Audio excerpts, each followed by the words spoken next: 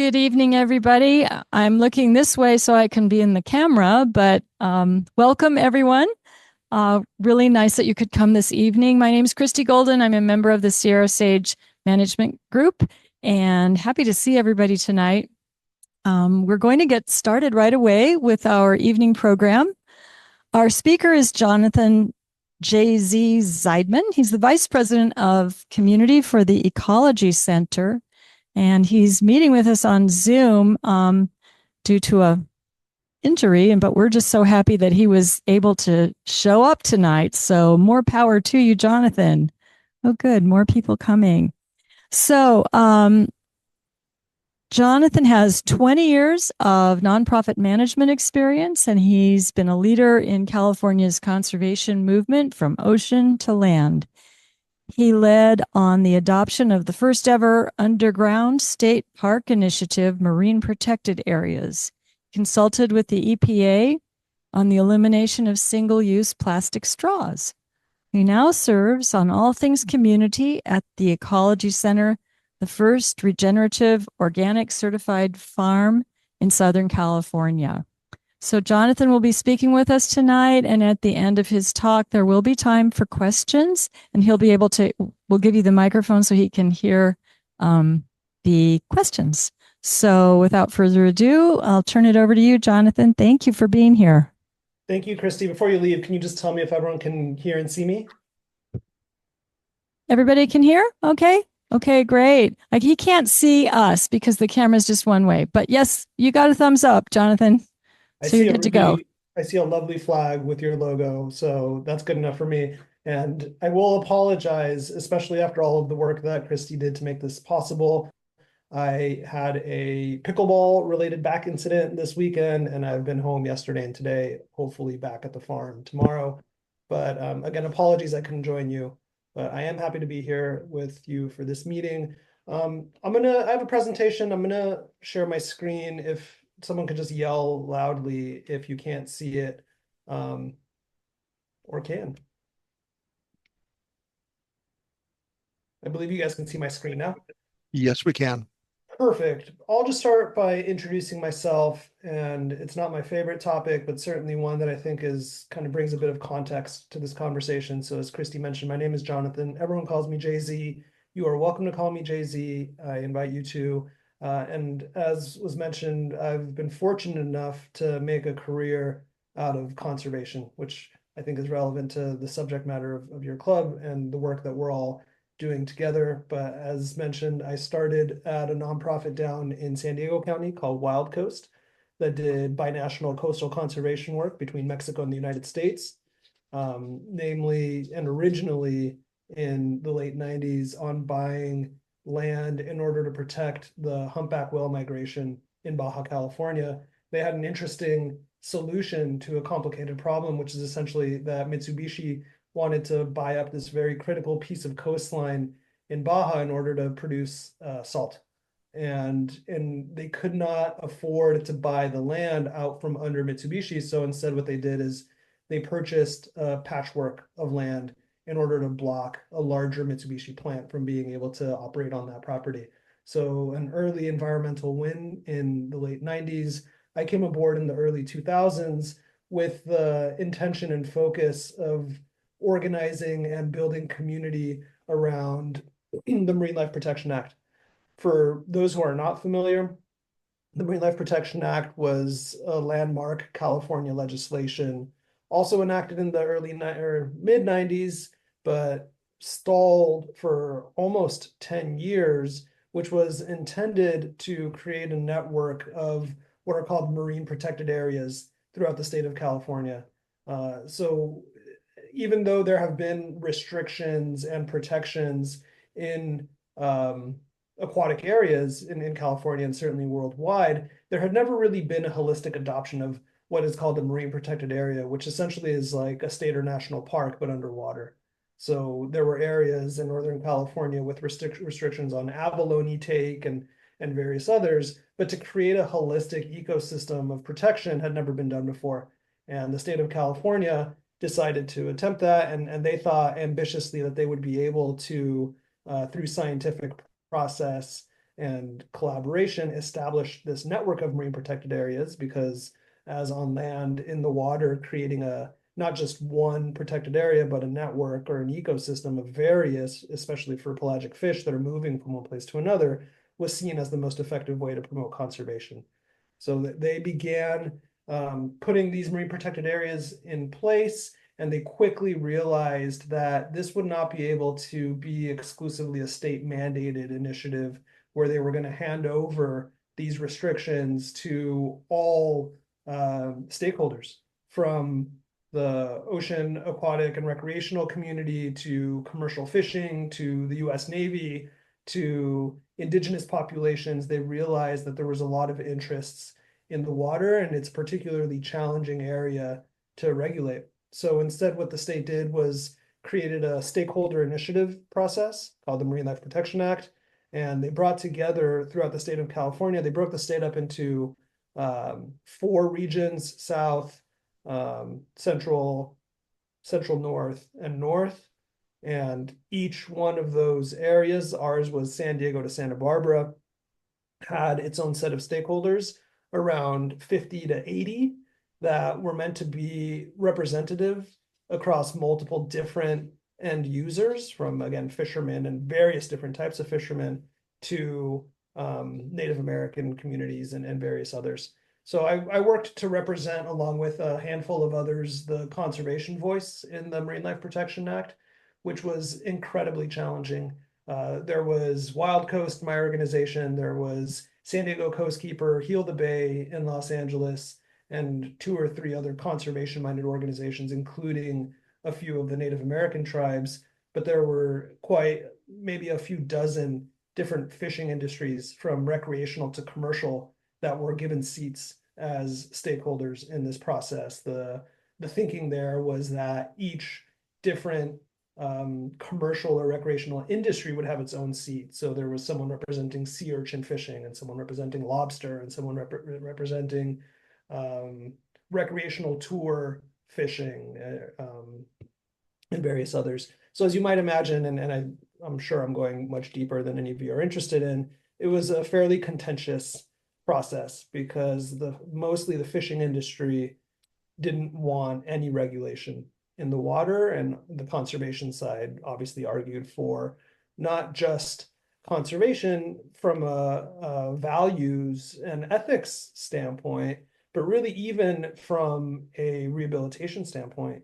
We had been able to do a test study in Catalina and saw that when you establish marine protected areas, your fish stock and the populations begin to rebound, especially those that are most vulnerable, higher up on the food chain.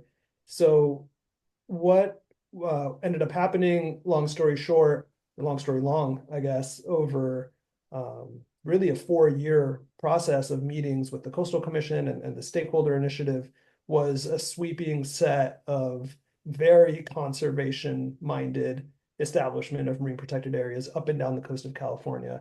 It was a huge victory for conservation, and now 15 plus years later, we're starting, or we have been seeing now for many, many years, the results and benefits of marine protected areas up and down the state. So I was fortunate enough to get to work in that space, and my role really was organizing, and especially organizing underserved and marginalized communities to show up to these public processes, these stakeholder initiative meetings that were open to the public and open for public commentary. So I did that for a few years. I worked in Washington, D.C. in wildlife conservation, and I always knew as a Southern Californian that I would come back home. So I came back to San Diego, where I was born and raised, and I started a environmental nonprofit that did educational programming mostly in schools. The organization was called One-to-One Movement.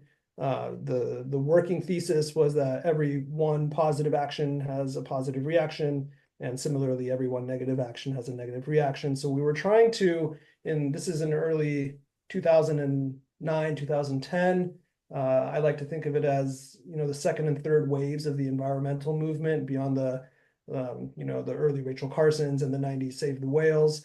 People were starting to think about sustainability and single-use plastics and this work in 2020, in 2010, but it was more of a fear-driven approach that us as professionals in this space had promoted, and it had caused, at the very best, confusion, and at the very worst, apathy or disconnect from the movement. We were a movement that often blamed people for being a part of the problem and shamed or judged them into trying to be a part of the solution. And I just felt that that wasn't resonating with many of the folks that I knew. So we wanted to create a more inclusive and accessible conversation on conservation, one that really just harkened back to all of our shared values. We want to live in clean and green and safe and thriving ecosystems. We want our children to have access to clean air and fresh water and outdoor spaces. And I felt that if you can connect people to those really simple aspirations, we can really do away with the politicized terminology of environmentalism and really just come together around the simple things that we all do share in common. One of the ways in which we did so was through educational programming in schools. So I was able to do that for 5 years and grow the organization. And really, as an entrepreneurial nonprofit organization in San Diego, put our head down and got to work and reached, I think, 30,000 students in 5 years with fun and hands-on and meaningful educational programming on food, waste, water, energy, transportation, various different environmental subject matter, but again, trying to make it more interesting and dynamic for the students. It was really on a trip up to Orange County that I got to visit the Ecology Center. And this was in 2014, so 10 years ago. And the Ecology Center had been around for about 6 years at that point, my organization for about 5, and it was quickly impressed upon me that yes, hands-on educational programming was meaningful, and it also wasn't as impactful as a space-based experience, which was what can happen if we take children out of the classroom and we put them in the natural environment. And obviously, this is not anything that the Ecology Center or I invented. It's been done in scouting organizations and clubs like the Sierra Club for dozens of years. But it was really something that felt quite commonsensical and impactful to me. So 10 years ago, I approached Evan, who's the founder and executive director of the Ecology Center. And I said, we're doing very similar work. We even use a lot of the same shared vernacular and have the same mission and vision, yet you're doing the space-based programming and I'm doing in-school programming, and I'd love to find a way to do it together. So that's the long version of how I came to the Ecology Center, and I will tell you the story of the organization as well, both before and now after. But that's my long-winded intro. If I could see you, I would ask if anyone has been to the Ecology Center. I will assume at least one, but we certainly look forward to hosting you in the coming weeks here. I'll give, and I do realize that I'm speaking to simpaticos here. You are aware of the work that we're doing as well as the subject matter, but I'll start just to kind of lay the groundwork for the foundation of why this work is important and why this work is important to all of us, but especially to us who are passionate about conservation. So for all of human history, we lived in relationship to the land. And this is universal to wherever we might have come from, be it Latin America or Africa or the Asian continent or Europe. All communities were built in and around agriculture. And we all had a really strong literacy of what health looked like in that capacity. So anyone would have been able to tell you what healthy or unhealthy soil looked like. We had these cherished cultural traditions in and around food, and that still remain around our meals and these important times that we share together.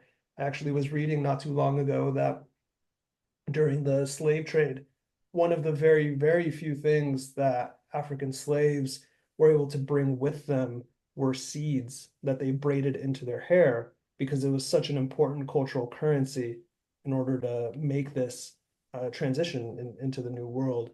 So thousands of years, some say about 15,000, agriculture is at the heart of all communities. And it's really only quite recently that we have taken a complete 180-degree turn from that reality, and we've industrialized our food system.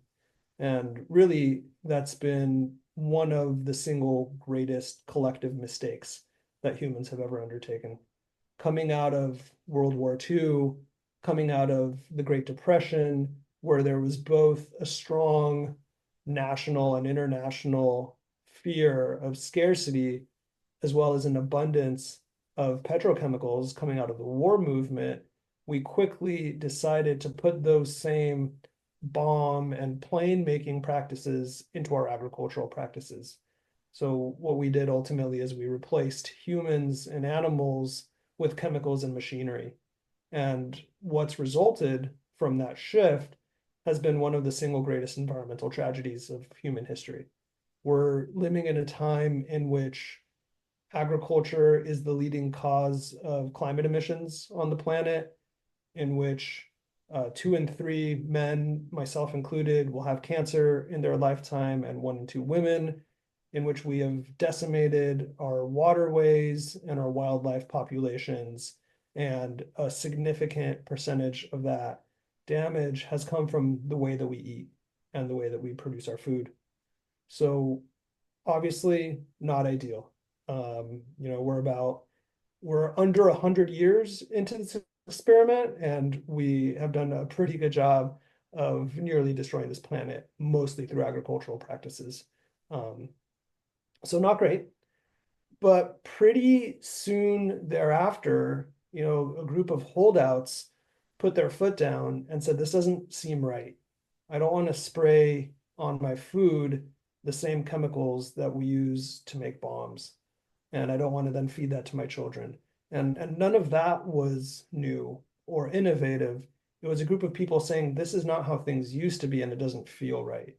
So and this was especially, and remains to be, by the way, strong in areas that have a multi-generational and cultural relationship to their food system. So even today, you can go down to the southern part of Mexico where corn, the plant teosinte, was born out of, and you will meet people who are strongly against any form of genetically modified crops and are strongly against any sort of chemical pesticide, fungicide, herbicide use, and maintain their family's practices and the value that has for that community and has for thousands of years.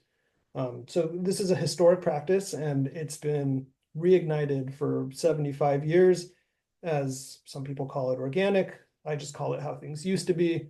But we have at least an awareness and a literacy as to the fact that what we have been doing has not been great for this planet.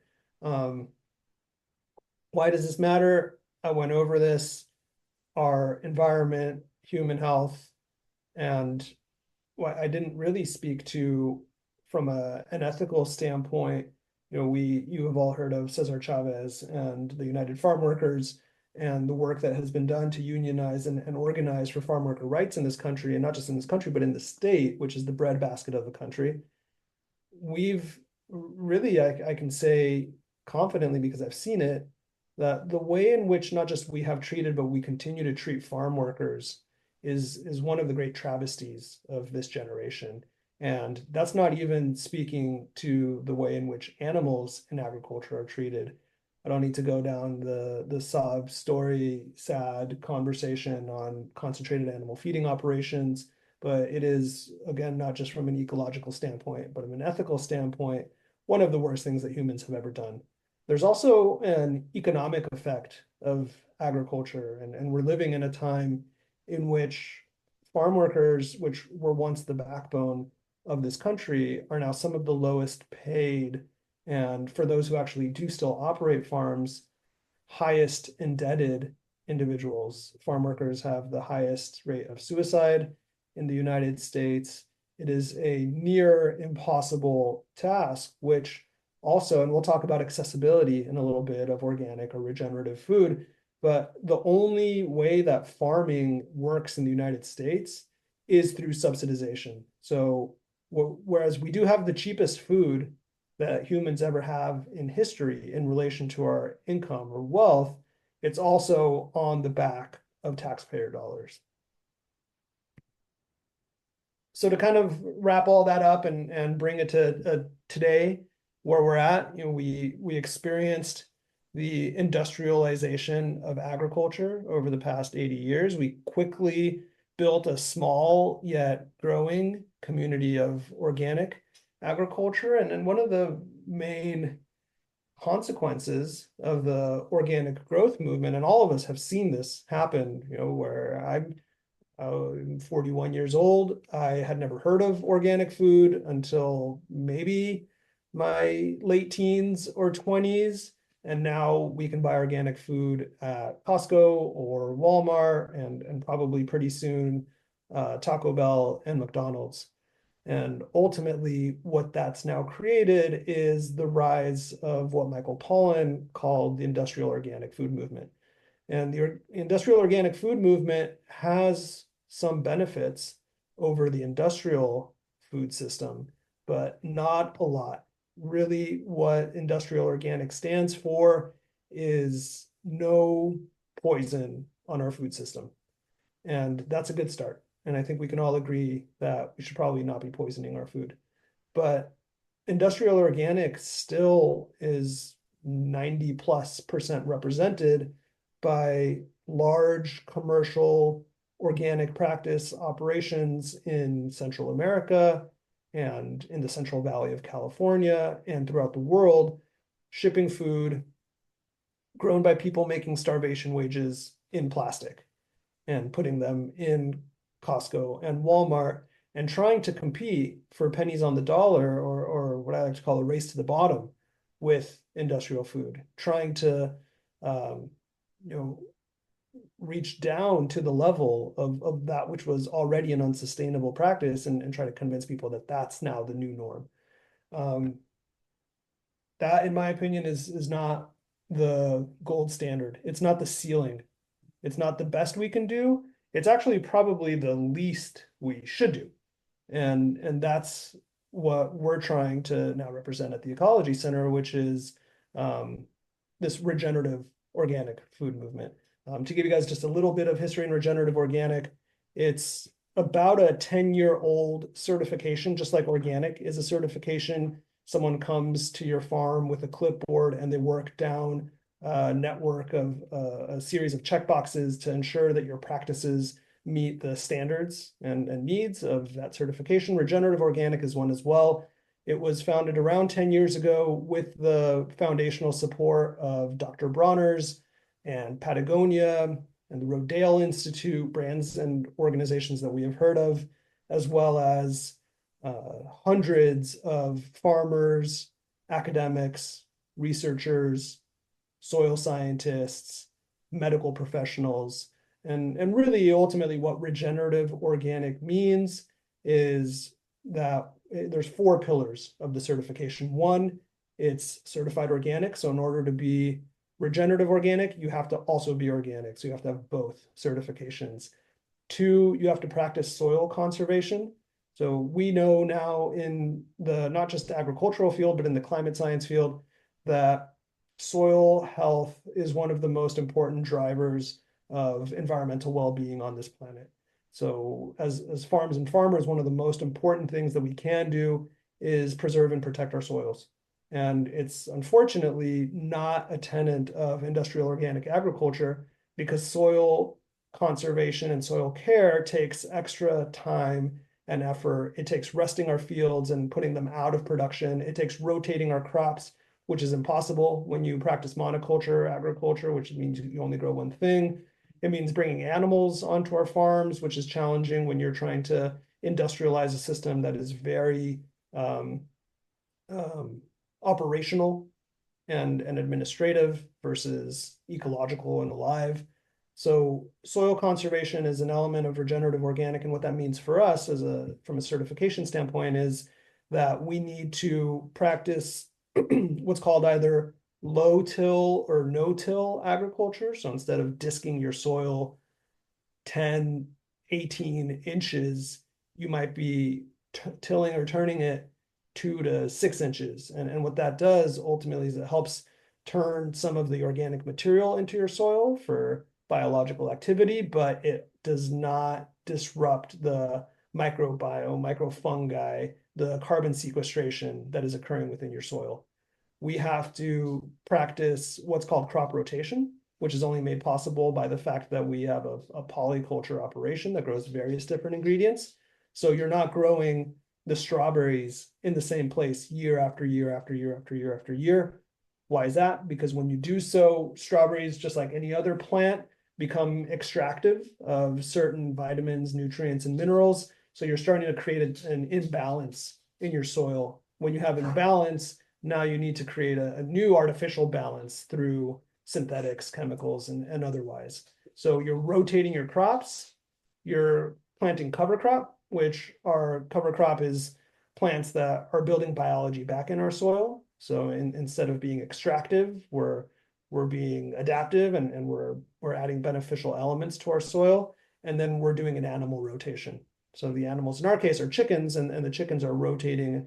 So if you can conceptualize, think of it as a square with 4 quadrants, and every season you're turning everything over one to the right clockwise. And so what you're doing is you're moving your strawberries from 1 to 2, and your lettuces from 2 to 3, and so on and so forth. And then after the strawberries in one comes cover crop, and after the cover crop come the chickens.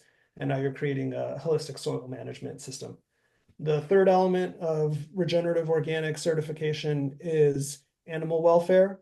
We don't have a lot of animals at the Ecology Center. We just have chickens.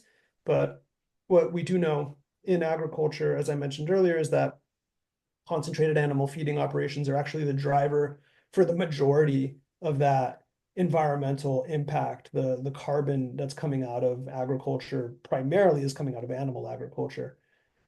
Beyond that, there's also an ethical element. So what's happening now when we're buying organic eggs or beef or chicken, that's 99.9% coming out of an industrial organic operation. And what that means is that there's no hormones, there's no antibiotics, there's no pesticide in the feed of that animal, but there's no other requirements that are telling us you can't take 1 million chickens and put them in a 2,500 square foot hen house in what are called battery cages. You could still do that. It's still organic. You could still put a fun little rainbow and field on the package and sell it for 25% more. And it's really no better, certainly for the chickens, than industrial egg laying operation could be. Similarly, when you take 1 million chickens and you put them in a 2,500 square foot facility in a highly concentrated manner, you're creating toxicity in that community. So any amount of concentration of that size that touches humans that work in that operation or live in those communities, or waterways that, as we know, all water is connected on this planet, creates toxicity. So by concentrating animals so intensively, we're ultimately responsible for the algae blooms in our waterways and in various other foodborne illnesses. So animal welfare is a third tenet of regenerative organic. And then the fourth is farm worker well-being. And this is kind of, again, getting back to the previous slide. We don't treat our farm workers very well. And that's in this country and in this state, much less. There are zero standards for food that we're buying from foreign countries. Now, unless if they are fair trade certified, we literally have no clue what's happening. A good example would be we in Southern California, and certainly throughout this country, have a tremendous appetite for avocados. Most of the avocados in this country are coming from Mexico. Most of the avocados from Mexico are controlled by cartels. The cartels realized in Mexico that they can make a lot of money doing two things: selling drugs and controlling the avocado operation. So you have these hardworking farm families that have had avocado fields for many generations, and now essentially they're getting shaken down by cartels for protection money and ultimately being taken over by these violent criminals that are profiting off of our avocados. And here we are at stores being proud and happy of ourselves that we bought these organic avocados, yet they're creating a huge amount of trouble for families and communities in Central America. So farm worker well-being and regenerative organic means a few things. One, paying a living wage. And this is a regional MIT-based algorithm on what that means for us in Southern California. It starts at $22 an hour. Those of us that live in Southern California know that you can't really live all that well on $22 an hour, but it's better than the $15 an hour state minimum wage, and certainly much better than what most farm workers are making in this country. It means full-time year-round work, so farm workers not needing to move themselves or their families to follow the seasonal crops throughout the state. It means access to healthcare and a relationship to a human resources professional that can advocate on your behalf. Basically, all that it means is what I like to think of as human rights, but that hasn't been a part of our farm worker relationship between us and these individuals in this country. So those four elements make up regenerative organic. The Ecology Center was the first regenerative organic certified farm in the country, which means in the world. And now, almost 5 years later, there's about 33 million acres of regenerative organic certified farmland worldwide. And these are being led by brands that we have heard of everywhere. Again, I mentioned Dr. Bronner's, I mentioned Patagonia. They have a provisions line with some food, all the way to Lundberg rice, which are in most grocery stores in this country, and Bonterra wine, which is the second largest wine producer in the world, all have regenerative organic certified product lines. So something that we'll begin to see a lot more often. The one challenge with regenerative organic, as with really all things that come out of the greenwashing machine, is that we're starting to see the word regenerative in a lot of places. We see it at Whole Foods, we see it on packaging, and regenerative itself is not an indicator of any sort of certification that has any sort of audit process. It's just like writing healthy on the front of something, which, by the way, you can't do in Europe, but we can do in the United States.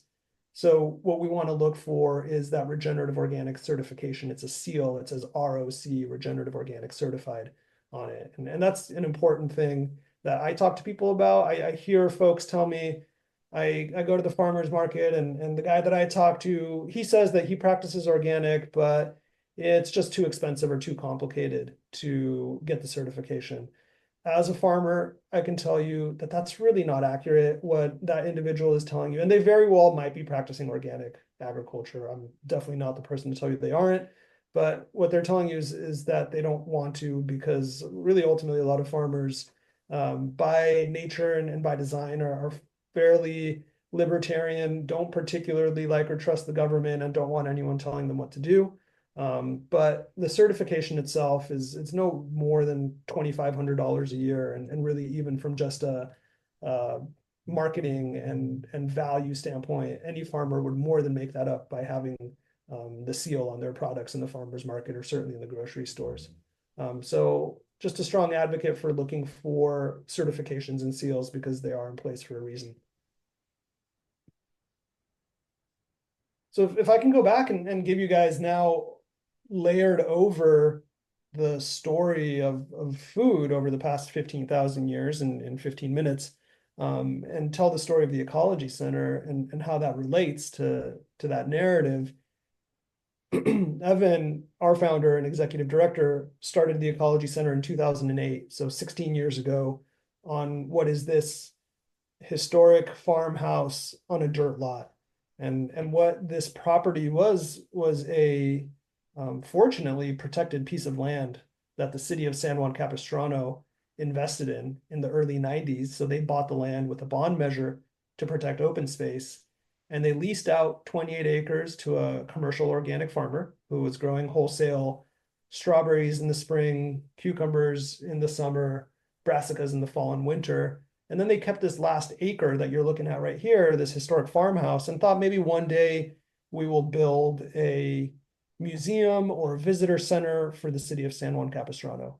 The city never really was able to manifest that reality, so it sat vacant for near 20 years. At that point in 2008, my partner at the Ecology Center, our founder, Evan, was teaching permaculture design classes in Central America and had taken a few ecological design project consultation jobs in West Africa, but is from Orange County. He was born in Newport and grew up in the area. And on a trip home, had that same realization that many of us have every once in a while, which is that I actually need to come back and do this work in my community. So, fortunately for us all, he was able to go to the city of San Juan when he came across this property and say, hey, I'd like to build an ecology center. What do you think? And they didn't know what that meant. And they said, sure, give it a shot. So in a few quick and short amount of time, he was able to, through the energy and effort of volunteers and ultimately then staff and community members and supporters, turn this empty dirt lot with a historic farmhouse from what we're looking at now into what in a few years look like this. So if I can just go back, this was 2008 and this was probably 2010 or 2011. And that's a short amount of time to create what's we call an ecological oasis. And that was the original intention of the organization, which was what would it look like if we were to transform our homes, our public spaces, our open spaces, our schools, our businesses into ecological oases, where in Southern California, maybe we did less of the lawn that is thirsty and oftentimes toxic, and we were to plant plants that were drought tolerant and were native and attracted beneficial birds and insects, and with which we can grow our own food, like fruits, and we can grow our own medicine plants, and we can grow our own cultural plants, like dye plants. And that was the original intention of the Ecology Center, which was a space to inspire and educate community around the simple and shared values of beauty and diversity that a natural open space could. This is again, what was a dirt lot just a few years later, and this is actually a fairly old photo. The space is much more developed now. And when I say developed, I mean very low-fi from an ecological standpoint, larger trees and whatnot. But this space really for 10 years was the majority of the programming and expression of the Ecology Center, because we were just on 1 acre. So it was a space for field trips and festivals and workshops, farm dinners and movie nights and speaker series and book signings, and really trying to be a lighthouse for this movement in a way in which, again, it wasn't preachy and it wasn't judgmental, but it was delicious and it was dynamic and it was beautiful. And that was really the superpower of the Ecology Center, which was that it was a space that attracted a wide diversity of participants because they wanted their kids to be outside and eat healthy food just straight from the ground. Or they wanted to experience a dinner underneath the stars where the ingredients came from 50 feet away. So it was a apolitical conversation that, and you all know better than I live in Oceanside, so I don't even live in Orange County, that this is not, Orange County is not Berkeley, it's not Portland, Oregon, it's not Madison, Wisconsin, it's definitely not, Sweden or Norway, where some of the conversations on conservation are fairly ingrained in the culture and the community. This is, we call Orange County a community of cul-de-sacs and consumerism, but it doesn't need to be that way. It's a community named after citrus, that had a strong agricultural backbone for many generations. So that was the original focus and intention of the Ecology Center. And we got creative just simply because we were a small nonprofit and we were scrappy, and we built interesting modular elements like education kitchen out of the shipping container, or like ultimately this double-decker bus version of the Ecology Center to be able to take to schools that weren't able to access the Ecology Center. So we call this program Road Trip, and we were on the road for 2 years and went from schools in San Diego all the way up to Los Angeles and certainly throughout Orange County. And we had a mobile version of the Ecology Center where we could get kids out of the classroom and we can get them onto the softball field or onto the parking lot, and we can open up all these doors, and this great cast of characters would fall out of the bus and do these fun activities like making a worm bin or planting a tomato start, or doing something having to do with food in this downstairs kitchen. So really, the Ecology Center sees itself as an ecological design agency, and it just happens to be that the medium or modality of the work is through this hands-on community-based educational space. This is an exhibit that we did this year. I guess it was last year as part of our 15-year retrospective and our 15-year anniversary. It just showcases the literal hundreds of different posters for events, activities, workshops, educational programs, and various other things that we had been able to do at the Ecology Center over 15 years. You see, this is very obvious that this is a bright, a colorful, we literally see Eat the Rainbow front and center here. We've always thought of ourselves as storytellers, and in order to effectively tell this story and to engage this community, it needs to be well thought out, well communicated, and vibrant. And the way that I think of it is, the Ecology Center is, we're not competing with other environmental nonprofits, which, by the way, there is no competition amongst impact initiatives, but we're competing with Coca-Cola and with Apple and with Walmart and the institutions and agencies and content that is drawing attention from people every single day and is taking their focus out of the cultural and into the convenience. So that's been the focus for 16 years, and it remains so now, which is that everything wants to be very intentional and very well communicated from a visual to an experiential standpoint. I mentioned to you the farm. We took over that commercial farm that surrounded us. So we started the Ecology Center in 2008, but we took over the 28 acres around us in 2019. And that began in 2018. So about 10 years in, we started the conversation with the city of San Juan Capistrano, who, as I mentioned, owned the land. They came to us and said the commercial farm operation that's been here is no longer economically viable, and their lease is up. Would you be interested in taking over this farmland? So we entered into a 1-year exclusive negotiation with them and ultimately did take over the farm, and very quickly represented a different methodology and version of agriculture than was previously there. So the 28 acres, and this photo was taken probably in 2020. Here's a more recent one. So instead of being a 128-acre commercial farm field growing one thing per season, really you can see here a patchwork of 20 or so 1-acre farm fields, all of which have a diverse offering of, even though, let's say here in the middle, we're looking at one large field of all strawberries, that strawberry field is still going to have 6 or 7 different varieties of strawberry for various different reasons. One for beneficial culinary applications. Some strawberries might be better for jamming or pickling or eating fresh, as well as for pest or disease or weather resilience, or just a personal preference. So we grow various different ingredients. We planted around 1,200 fruit trees that now divide our fields. So this might be a 2-year-old photo. Now you would see a much taller tree canopy of fruit trees that are diversifying our yield. They are retaining rainwater through their root systems. They're creating shade for our farm workers and our children. They are sequestering carbon and various other functions. So that's our farming operation. We're still, and I say this unfortunately, the only certified regenerative organic farm in Southern California, although we certainly hope to inspire the next generation of farmers to practice this methodology.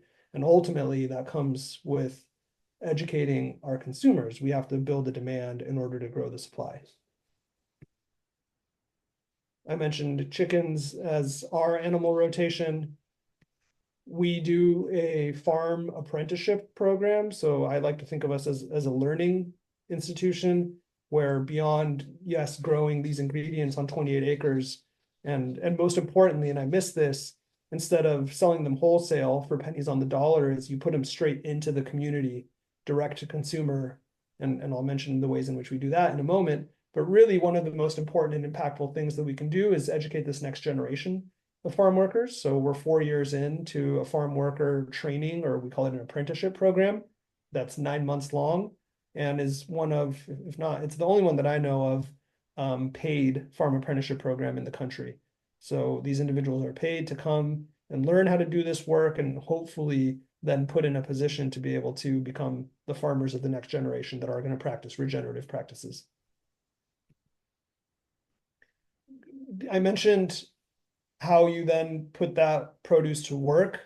For us, we knew very quickly that the only way that the investments in soil and in farm workers and in animals that are they're not insignificant, and they're financial investments, would work is by going direct to our community. So a retail relationship with those who live probably no more than a 20-25 mile radius from us, from maybe North County, San Diego to maybe North Orange County, and growing ingredients for that community. So our farm stand is the tip of the spear in how we do so. It's a space that you can come to 7 days a week and know with absolute certainty that what you are buying aligns to your values, both ecologically as well as socially and culturally.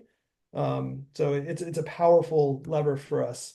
We have bulk refill items as well as pantry products. And really, most importantly, we support about 100 different makers and purveyors, mostly from Southern California, that are also doing high quality organic pantry products. And you can see the baker here in the corner, and a beekeeper or the olive oil producer or what may be.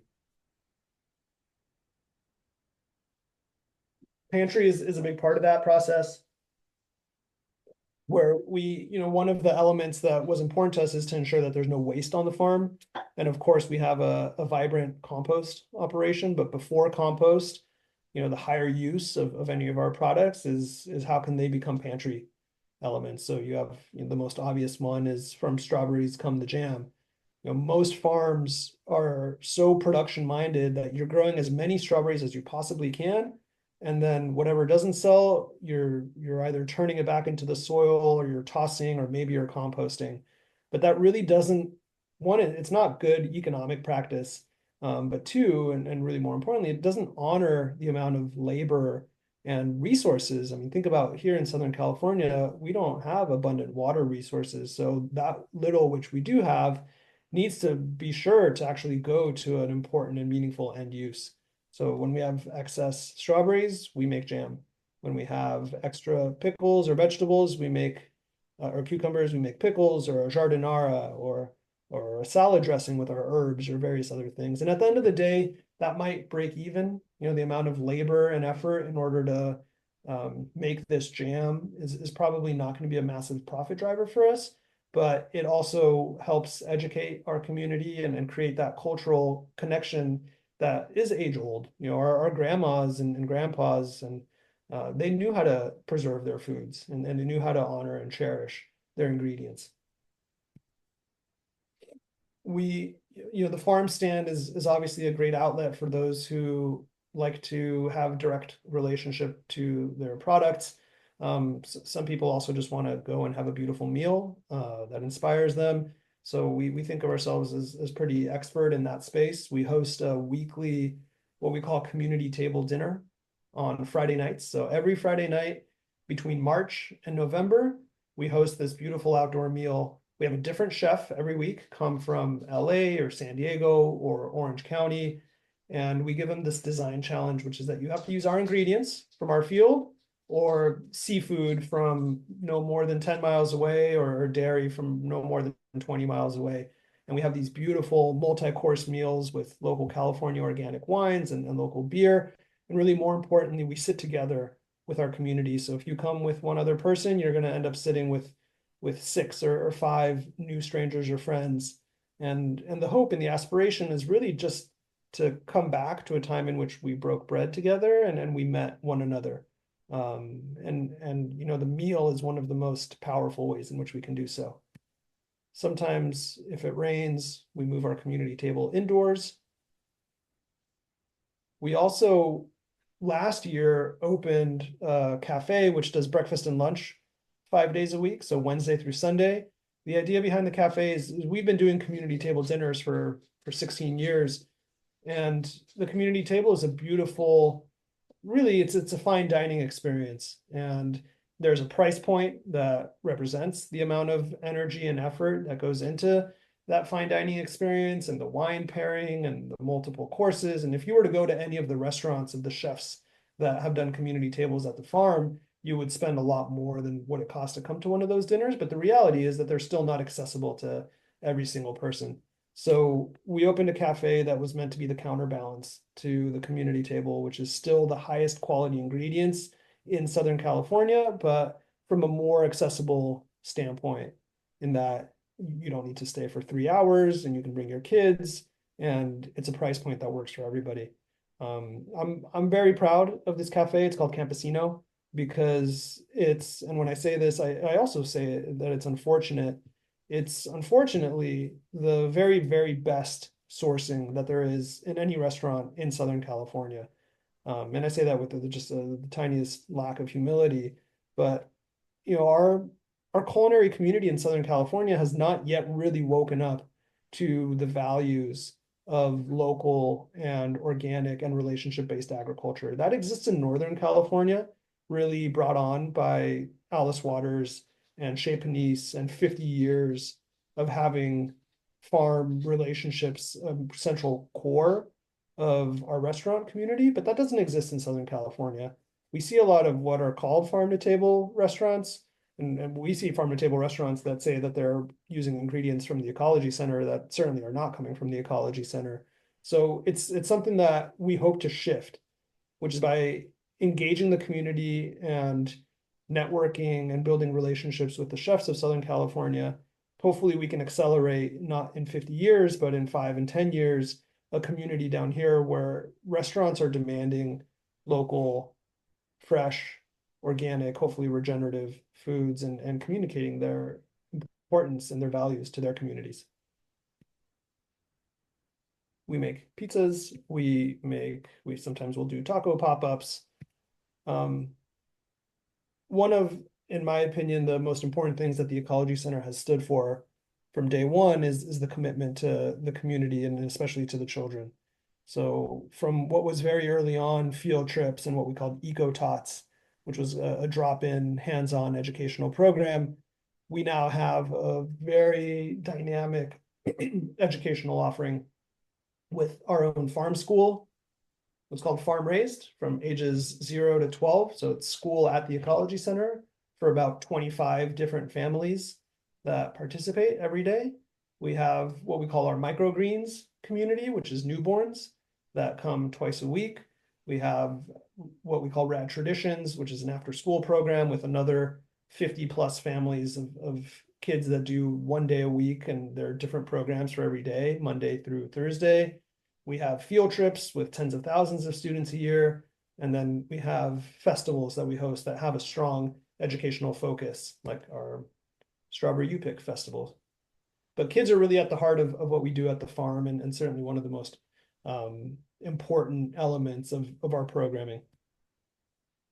We also host a wide variety of different experiences on the farm. I mentioned the community table dinners.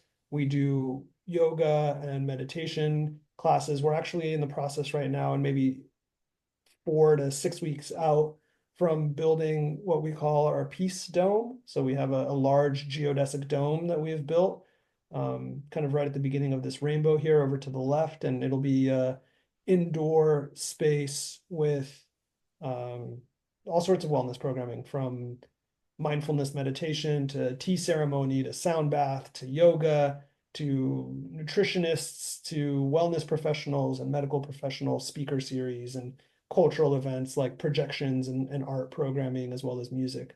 So wellness will be the next big expression of the Ecology Center starting in 2025 and certainly growing with us into the future.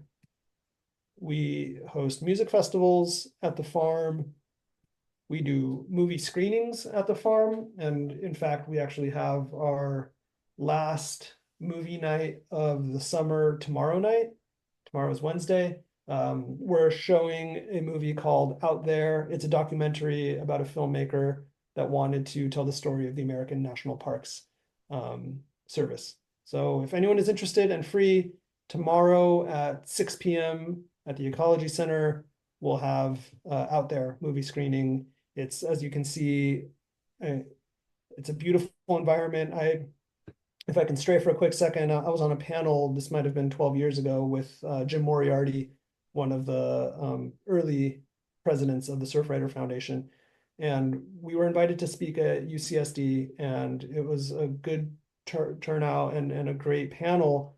But he said something that I'll never forget, which is that we shouldn't be talking about the environment indoors. We need to be doing this work in the spaces that we care about and cherish and want to protect. So for us to be able to do movie nights focused on agriculture or surf or outdoor recreation or open spaces and do them outside where we love and want to protect, it's only that much more meaningful. So like I said, join us tomorrow. You bring a blanket or a low back chair and we'll have the pizzas going and we'll have beer and snacks, and you'll certainly meet someone you like. We now, in 16 years, have really been proud to grow an organization with over 90 staff, with a very dynamic and, if not challenging, operational element of having a school and a farm stand and a restaurant and a nonprofit and a farm. I like to say we're the worst business people of all time because we've started every single one of the hardest possible business you can. But it has created this dynamic and cherished community that now well over 100,000 people a year visit, and not just from Southern California and certainly not just from Orange County, but we have visitors. I toured someone from Barcelona a few weeks ago that was coming to learn how they can do something similar in Spain. And we work with cities and school districts and housing developers from across the country that are inspired by this model and want to bring it to their community. So how can you all learn more? I mean, my first and strongest recommendation is always to invite you for a visit. I know that Christy is working on a group tour, which we would be happy to host, and I would love to meet you all in person, but you're also welcome anytime you want. I know Orange County, from my experience, is one in which people don't necessarily like to go from Irvine to San Juan Capistrano, but I can assure you that the 15 or 20-minute drive is well worth it, and many folks drive from much further. We have an active membership program. It starts at $45 a year. We welcome any and all to be a part of that. And ultimately, I think the most important way to participate is through behavior change, which ultimately drives a culture shift. So whatever that means to you, if it's growing your own, or coming into our farm stand, or going to your farmer's market and asking questions of the farmers that you meet, or whatever it is that inspires you, I think is what's going to be the most important and impactful opportunity for change. I'll put my email address up here just in case anyone has any questions. I spend most of my day outside, so I'm not phenomenal, and I certainly don't usually respond within 20 minutes, but I will get back to everyone that reaches out. And similarly, just theecologycenter.org beneath my name is our website, and that's where you'll find information for our movie nights and our farm dinners, as well as all of our educational programs and experiences and cafe and farm stand. We're also mostly active on Instagram as a social media communication channel. So if you want to learn about what's happening and what's going on, you're welcome to follow us. It's just at the Ecology Center. And then I will say, because people want to know, how can I make sure that I'm early to sign up for these dinners because they all sell out. I would go to our website, which is theecologycenter.org, and all the way at the bottom, there's a newsletter sign up. So you can sign up for information on what we're hosting and when. With that, I know that was a lot of talking. I hope it was interesting. I am happy to answer any questions that anyone has. And once again, very much so appreciate you having me, and as well as Todd and Christy's flexibility on hosting me on Zoom here. And I very much so hope to be able to meet you all soon. All right. Thank you so much, Jonathan. And I don't know if you can hear the applause, but you got a nice round of applause. Does anybody have questions? And when I hand you the mic, you have to speak right into it. Okay, this question's from Debbie. Hi, Jonathan. Thank you for your presentation. I know I follow you guys on Instagram but I haven't made it down there yet. I was wondering, are you still partnering with Daydream Surf Shop in Costa Mesa?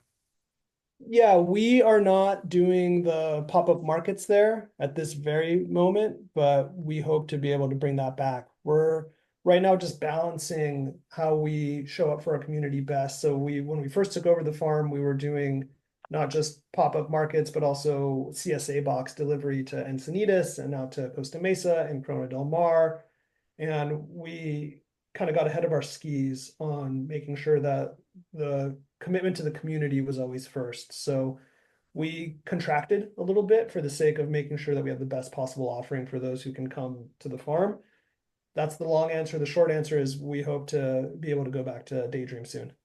All right, that would be great because it's not sustainable for me to drive down to San Juan Capistrano every week. But I really, I applaud what you guys are doing and I would love to be able to do that. But it would be great to have those CSA boxes back or even the pop-up at Daydream too. So, but thank you so much for what you're doing. I appreciate it. Well, you're on social media, so you'll be the first to know when we do. Okay, great. Thank you. Thank you. I had a million questions as you talked, and then I'm like right now just so amazed at this presentation that I forgot them all. And I just want to share that. I mean, I love the Ecology Center. I've been to movie nights, I've been to dinners, I've been to, but far and few between because, I don't drive all the way down. And I knew about the Ecology Center and a lot of what they did. And after your talk, it just upped the ante of what I know. And it's like, I was always thinking, well, no, it's not worth it to be a member because I don't go often enough to get my money's worth. And now I'm like, oh my gosh, I need to be supporting this and I need to go more. And I just want you to know that this was a really impactful presentation, even though I already knew how good it was. Now I know even more. The part about the avocados, oh my gosh, I already was conscious. I eat avocados all the time. I was already conscious that they come from Mexico, about the transportation issue and, eat local. But the cartel thing, like now I'm like, I am going to pay the money to buy good food. The one question I did have is so my understanding when I would go to the farm stand is that I was under the impression that it wasn't certified organic. It just was organic and regenerative. I didn't realize there was a regenerative organic certification because I remember buying some olive oil.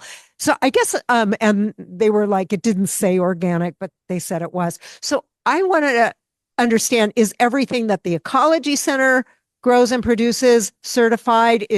What about, or just some things? And what about the things that you get from other local producers? So can you speak on that? Definitely. Well, first of all, thank you for the very kind words. I promised to everyone else I did not pay you to say that. I like to think about support for the Ecology Center as one that is self-serving because it meets our needs and that it supports the resilience of a local farm in the times of greatest need. We saw that in 2020 when international and national distribution networks were essentially shut down and grocery stores had empty shelves. All of a sudden, all of us realized how important it is to support local agriculture. So thank you. And then also, we were very fortunate and proud to have a community of people that support the work from a values versus a value standpoint. And it sounds that that's where you're at as well. So thank you. To answer your question, everything that we grow is both certified organic and certified regenerative organic. Everything that's in the farm stand, because we do have actually a few dozen different producers and pantry product purveyors is either certified regenerative organic, certified organic, or on their way towards working for that certification. One of the things about organic certification is that it takes 3 years. So you have to, even if you had a farm in your backyard and you were doing all 100% organic practices, you would have to demonstrate that you have been doing that for 3 years until you can actually get the certification. So that's a different window that we call transitional organic. So many of the, not that many, a few of the partners and purveyors that we do have in the farm stand are working towards the organic certification. Thank you. Any other questions? Yes. Hi, can you hear me? Yes. Okay.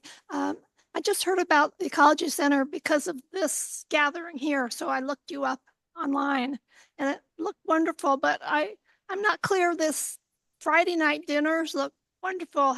How many do you serve?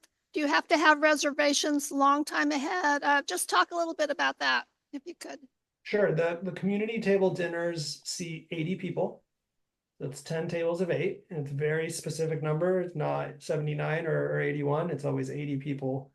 And they go from March till November.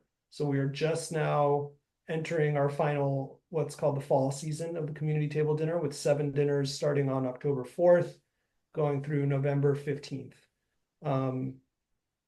As I mentioned, all of our dinners do sell out. Some sell out 3 months in advance, and some sell out 4 days in advance.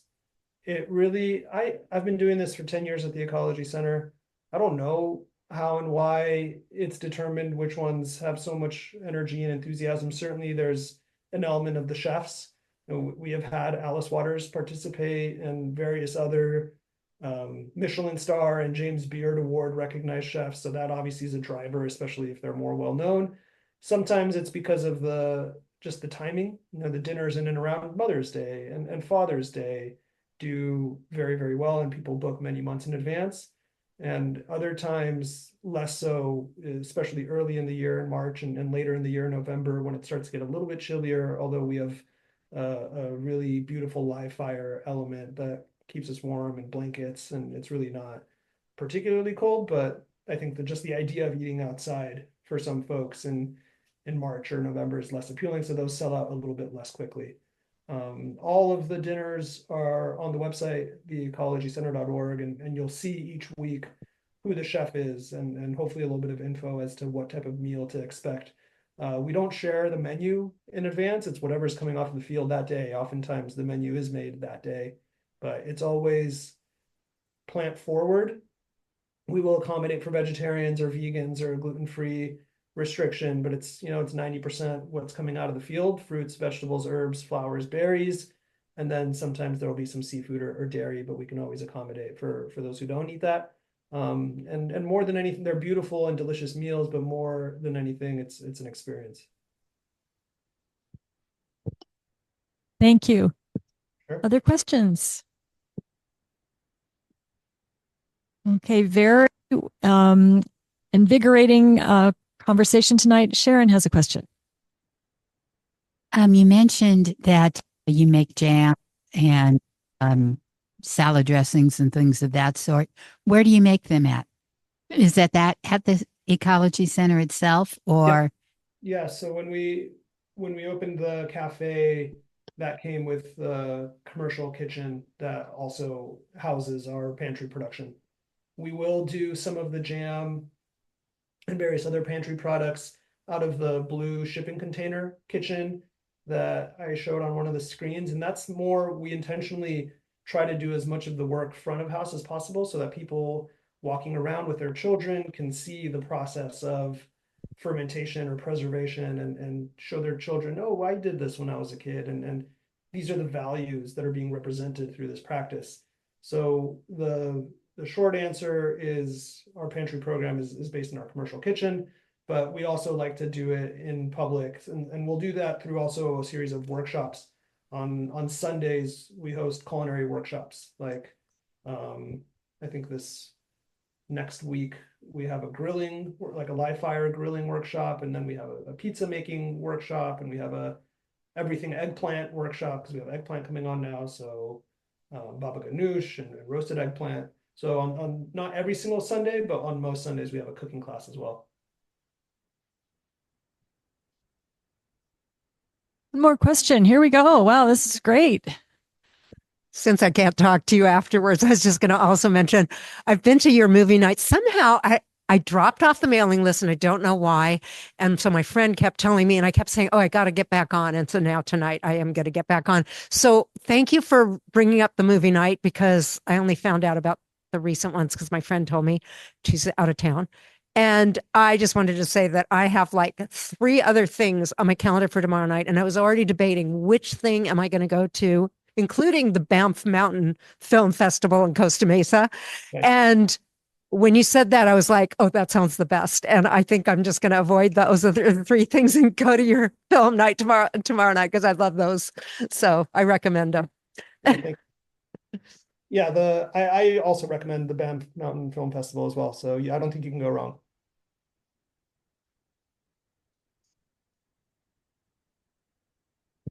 Okay, we're gonna have 2 screens once again as we close out this wonderful talk from Jonathan from the Ecology Center, and I'm going to hand it over to Vicki, our CRSH president, for some the announcement about the outing before we lose you, Jonathan, because it involves you. And thank you again for coming. Of course.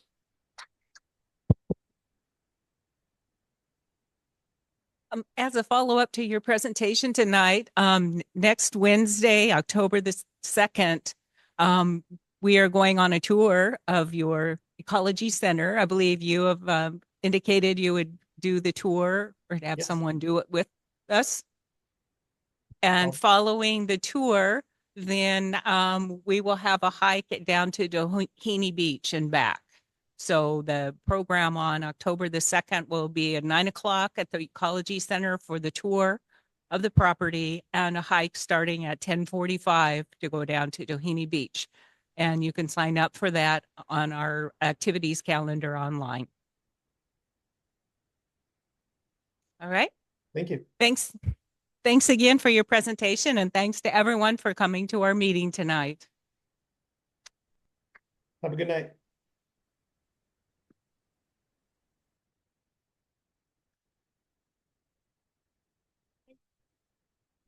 Yes.